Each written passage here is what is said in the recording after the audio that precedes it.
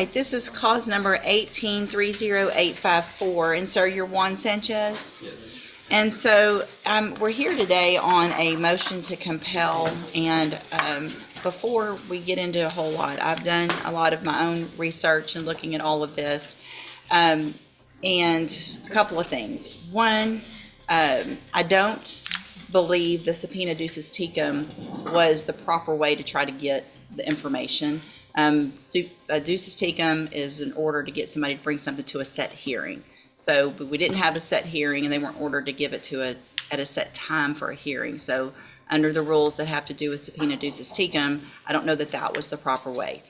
I do think you're entitled to some of that information as a defense attorney. If we're going to base decisions on, if I'm going to base decisions on things that probation have in their file and that they're just going to tell us, I do believe that you are entitled to some of that information. I think the proper way to do it would be to make that request through the district attorney's office for discovery. And then for you, Mr. Nichols, to make those requests.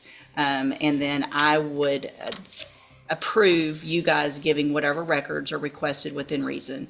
If you have, I don't know what would necessarily be any type of work product that would not be discoverable, but if you think that there's something that is particularly not discoverable, let Mr. Nichols know that, Mr. Nichols let me know that, then we could worry about maybe a motion to compel and whether or not I think those things are or are not. But lab results, testing, money owed, all of those types of things, I think are probably discoverable and something that Mr. Franklin needs. I just don't think this was the... I agree, Judge. Any of the things that pertain to, well, I do think it's discoverable.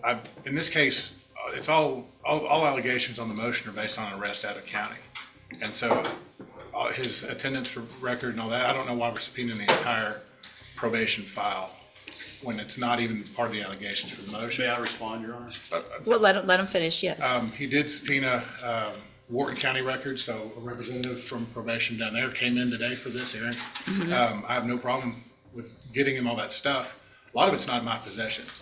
The out-of-county offense reports and things like that, I don't have yet. I would have them if we move towards a hearing where I prove up those allegations, and they, of course, will be provided beforehand. And again, I don't think he's not entitled to have all that stuff. So Sure. I kind of agree with So- I don't want to subpoena directly to those agencies was the proper way to do this. And Mr. Franklin did make just a standard discovery request at the onset of his involvement, which was early May. Right. I don't have anything really responsive to that Okay. at this point. Okay. So obviously, if it's based on a new offense out of another county, that's something you'll need to work towards Right. getting and get that to Mr. Franklin. And so that needs to take place as quickly as possible. Let me look at the motion itself. Because I don't know, I guess, Mr. Franklin, if there's not an allegation in the motion to revoke with regard to certain administrative violations, and there isn't an allegation, then why would you, what is your argument that that would be relevant or discoverable? The defense fights to stay on probation, 6 years of history on the line. Would you let him walk free? Comment Bilot? Your Honor, my client is wanting to stay on probation, and the court may take into consideration his performance while on probation, including his payments, his report, and everything else. So as part of determining the motion to revoke, it is relevant to look at his performance while on probation, particularly when he is requesting to stay on it. And he's been on probation nearly 6 years, I think over 5.5 years, nearly 6 years. And that performance will be helpful in determining or mitigating whether he stays on probation or if the court decides that he goes off of probation, and perhaps mitigating any potential sentence. Okay, And I don't disagree. So, again, though, I think the way to do it would be to make that request. I mean, and I don't know what conversations y'all have had, but make the request. I think coming at it aggressively might not be the way to do it. Sometimes you get more with honey than otherwise. So make the request to Mr. Nichols. If he says no, then let's go through what we need to go through. But let's try to do this amenably. The duces tecum is not the way to do it unless it's set for a hearing. That's just the rules of evidence. And Yes, Your so Honor. that's not the way we're going to do The it. duces tecum was set for the day that it was initially set for a hearing, and it did specify that date for the hearing, I believe. And we ended up moving the hearing date because of conflict. And Judge, I'd ask Ms. LeBeau to go ahead and get everything together today Yeah. to turn over. I mean, Unless yeah, there was something that the court was ordering her not to turn over. I don't think on this list that there are, I mean, is there anything that y'all specifically had an issue with? Ms. LeBeau, is there, or do you have any concerns you want If there's, to make the court aware of? Your Honor, just with the clarification of, our departmental chronologicals, which include, anything that pertains to the case that happens, chrono telephone calls, auto-generated, appointments, reminders, office visits, drug tests, anything that we enter into the system. But those are the chronologicals through the probation office, as well as releasing of the jail logs, his sex offender verification, interlock reports, because those were not listed on the subpoena, as well as the offense report through DPS, which was released to me and my under a supervision officer. So just to clarify, as to those items specifically being released that were not listed, with the exception of the offense report. Your Honor, we don't have to list those. We filed a 3914 discovery request. This was belt and suspenders because we didn't get any of the information relating to probation in our 3914 motion originally. I would also note that the chronologicals. well, and these aren't, the reason you didn't get any of those is because those aren't his, they're theirs. And so they're not, I don't think Mr. Nichols has the ability legally to make probation give them those. I think once we talk it out though, I think whatever Mr. Nichols, y'all get together, obviously offense report, if y'all have the offense report and you don't even have it, then you need to get, I mean, Right, that's, I mean, that's great. it's Everybody all can stuff- get the information in an amenable way. So let's do that. Y'all sit down. I want everything that you have that is, I don't know that there's anything I can think of that would be, Unless, I mean, I guess Not- notes may be work product, but I'm not real, that's what I'm thinking about, but it's Not not too really concerned. attorney's notes, and so I don't know that that would I be would an object to issue. that, Your Honor, on the grounds that it's not attorney work product. It is merely work product of an employee, and it is discoverable and relevant to the case. And that's what I just said.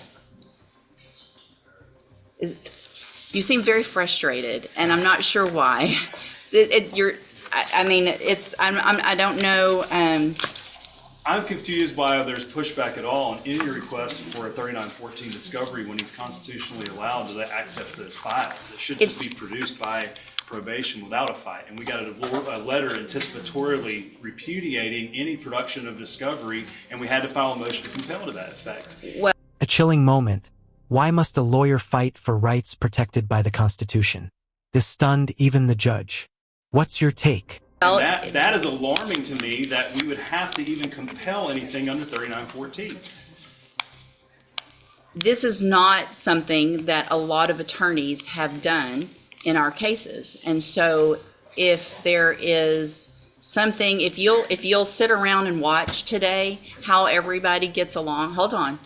Yes, And the Your Honor. last thing you want to do is talk over me. Yes, Your Honor. So I'm standing here, or sitting here saying that I agree with you, and you're still being argumentative, even towards me. And that's not going to get you anywhere. Hold on. Being argumentative with Mr. Nichols isn't going to help Mr. Sanchez. Being argumentative with these ladies isn't going to get you anywhere. I agree that you're entitled to this information. I just think there's a better, less argumentative, defensive way to do it. They were told to do what they were told to do, because their understanding of the law is what it is. So I don't disagree that we needed to all get together, but it just needs to be taken down a notch. So I want the stuff turned over to Mr. Nichols, and then Mr. Nichols will turn it over as discovery. I'm not going to have probation start turning it over to individual attorneys in cases, because I think the proper way to make sure it's in the portal, that everybody knows what the discovery is that they've received, so that it's electronic when you sign your any type of documentation, whether it's at a hearing or a plea or a trial, of what you've discovered, that it goes through that portal so everybody knows what Judge shuts it down. This isn't how we do it. When tension boils over, who's really in control? Drop your thoughts below. everybody's got. So y'all get it to Mr. Nichols. Mr. Nichols will put it in the portal, and then you will get it.